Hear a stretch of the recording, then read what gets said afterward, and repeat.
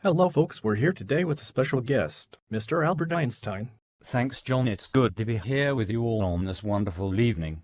So we're all dying to hear about your latest scientific breakthrough in nuclear energy. Well, it's pretty amazing, you see. It's power through the use of nuclear fusion. It's a process that is carried out by the stars in our sky, including our yellow sun. Wow, that is amazing. One question, how does it differ from the current nuclear energy such as fission? Well, you see, John, fission is the splitting of an atom's nucleus, whereas fusion is the fusing of two atoms' nuclei. Fusing the nuclei of a particle produces energy far greater than that created by fission. It is also safer than fission because there is little to no harmful radioactive waste released from spills or meltdowns as there would be in fission. So what temperature is usually created by the massive amounts of energy produced by fusion? Currently, the fusion reactors that have been created have reached an average maximum temperature of 11 million degrees Celsius. That's hotter than the surface of our sun. Given the high amount of energy and heat created by this process, I assume that there's a pretty hefty price involved with this to get the materials and resources required to build a reactor. Some would say that it is economically not worth it to invest in nuclear fusion given the risk factors involved with this, considering many have failed at building a successful reactor. What are your thoughts on this? Well, I would say that it is a valid argument given the risks that are involved, such as a malfunction in the system and etc.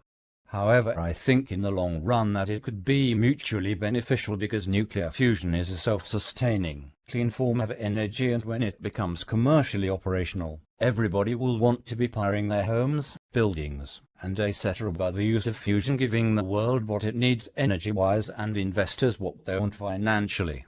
It's a win-win situation. Well, every time you speak, I am getting more intrigued.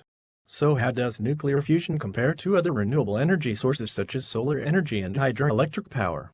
Well, John, solar and hydroelectric power are relatively inefficient when it comes to powering the world. Economically speaking, it would cost more money to power the world using solar or hydroelectric power than it would be to use nuclear fusion. This is because to use hydroelectric and solar energy, the majority of the planet would need to be occupied by either hydroelectric plants or solar panel stations to be effective in powering the planet.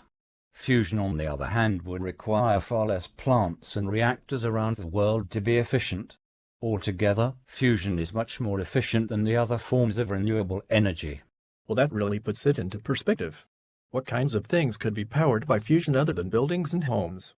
I'm glad you asked, John. Fusion could indirectly power transportation vehicles such as cars and trucks. With the growing number of electric cars in the world, there would need to be power stations available to provide electricity for those cars. Nuclear fusion plants could provide the energy needed to power those cars.